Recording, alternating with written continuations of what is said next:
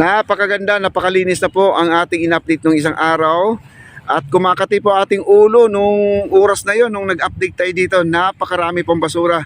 Ngayon nabalikan po natin, ngayon na po ay sako-sako na po ang nandito. Sako-sako, nakatambak na po yung mga kahoy. Ayan ang ganda po ng mga kahoy pagkaayos. At abangan na lang po yung truck na maghahakot dito. Ayan nandito ang mga kahoy pang iba.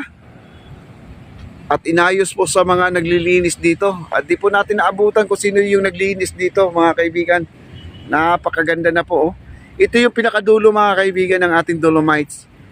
Dulo na po ito, dulo na. Ayan, napakaganda na po. Kumikinang po sa ganda. Wow.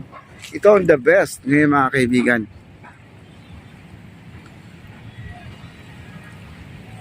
Kita nyo, yung malaking PVC nandito pa ha. Wala pong kumukuha. Pero pag may mga sasakyan lang yung kukuha nito, talagang iuwi na tong malaking PVC na to. Plastic pa lang, kumikita ka na. Lalo kung 4 kilo po na nila yan, yung plastic na yan, ang laki po yan Mahal ang kilo ng plastic, mga kaibigan. Dapat po iyan ay maikarga, maiuwi. At sayang naman tutunawin, Malaking plastic yan, ang bigat yan, Binuhat ko ng isang araw yan. Napakabigat po.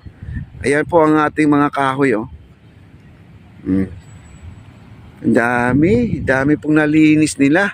Kasi dumating po kasi yung mga sako nung isang araw. Di ko lang alam kung ilan ang dumating na sako. At dito na po yung iba. Ito yung malaking ipil-ipil, Nabuhat pala nila, mga kaibigan, yung malaking ipil-ipil ito. Malaking ipil-ipil nandito.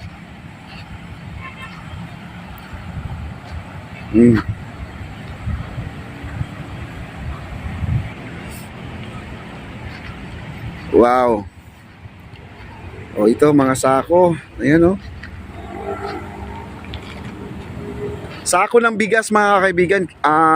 Ginagamit na nila yung sino yung mga maraming na ipon dyan ng mga sakong pinaglalagyan ng bigas, mga kaibigan, pwede nyo i-donate dito sa ating Dolomite para makakatulong naman po tayo sa ating Dolomite kahit papaano, kahit hindi po tayo nakadampot dito ng basura.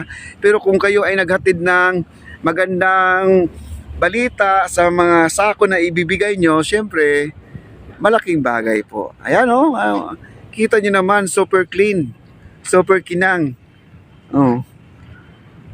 Ito yung mga sinasabi po nila na wala na po talagang pag-asa ang ating Dolomite, na agnas na, naanod na. Ano pa ba ang ginamit sa pera? Sayang daw, Sana daw ay mapunta sa mga tao ang pera na ginamit dito.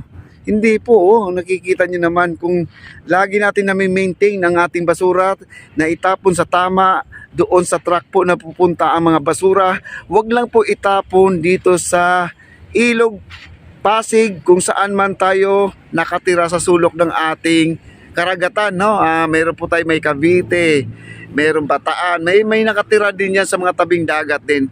Itapon po natin sa tama para naman tayo ay may pag-asa na umunlad pa ang ating bansa. Ayan po, napakaganda po ang ating lugar. Naisip po talaga ng ating former President Rodrigo Roa Duterte ang ating Dolomite, At wala naman po tayong pinagsisihan ang Dolomite talaga. Marami po tayong na-interview na mga kababayan po natin dito sa mga namamasyal. Tinatanong po natin lagi kung ano po ang masasabi nyo sa Dolomite at ang mga nagplano nito. Ang ating former President Rodrigo Roa Duterte, ang sabi naman po nila, maganda, hindi po sayang ang pera. Hindi naman po talaga sayang, sa totoo lang. Kung tayo ay mayroon tayong pamalasakit sa ating basura, hindi mapupunta dito mga basura na yan. Kung tayo ay mayroong pamalasakit po, may kusa po tayong mahiya magtapon sa dagat ng mga basura. At dito sa may unahan, mga kaibigan, nag-update din tayo nung isang araw dito. Ito yung pinakamaraming basura, dito nakalutang, at dito sa side na to, dito na stop lahat ang mga basura natin, na-trap dito. Dito po nag-ipon-ipon lahat ang mga basura natin dito sa gilid na yan. Pero kita nyo naman ngayon, anong say nyo? Anong sa inyo na napakaganda po talaga mga kaibigan. Huwag po nating sayangin ang ating pag-asa na binigay po sa atin ng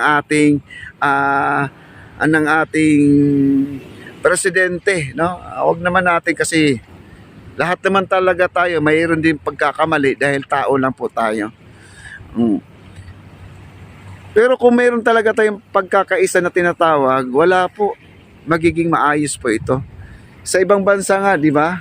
Bakit nila nagagawa yon na magiging respetado, takot po sila sa gobyerno.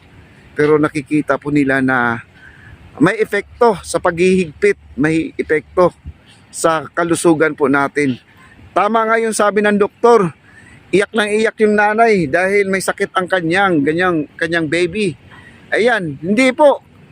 Kayo po ang nagbibigay ng sakit na sa anak niyo dahil hindi po kayo nag-ingat sa mga nasa paligid niyo at yung mga kalusugan ng inyong anak ay hindi niyo rin iniingatan. Ang basura, andyan lang po sa paligid niyo, no? Bago man linisin ang ating paligid, syempre umpisa ang ating bahay, linisin po natin kasi nandyan po nagmula ang ating health, no, ang ating kalusugan. Yung iba naman, walang paglilinis po sa ating bahay. Ayan. What if pa sa labas? Hindi po talaga nila malilinisan, no? Ayan po mga kahoy, nandito po yung mga iba pang kahoy, nakatambak. Ayan. Wow. Okay, dito po, panoorin po natin. Kasi nakikita po natin dito, wala po dito yung mga sako na pag-ipunan dito sa nadadampot nilang basura dito sa ating harapan, no? Tingnan natin dito sa likod, dito po nila tinatambak yan.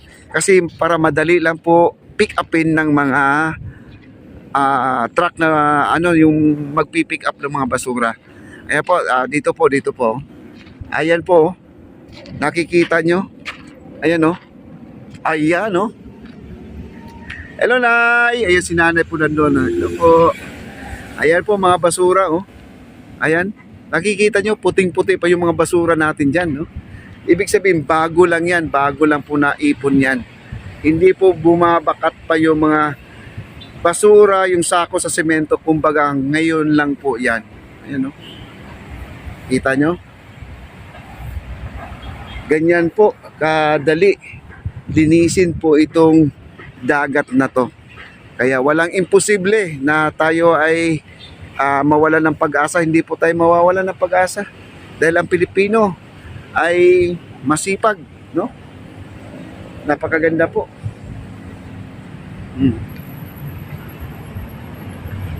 Meron pang wild na ano ba to? Wild ampalaya, no? Ayan no, gumagapang dito. May ampalaya dito na tumutubo. Iwan ko kung totoong ampalaya to. Ayan, wala pang bunga, oh. Ayan, oh. Ang ating trash boom nandito lang sa gilid, nakahilera. Di ko pa alam kung ito ay ibabalik pa, no? Itong mga trash boom na yan. Wow. Ang ganda talaga, guys. Ayan mga kahoy-kahoy, oh.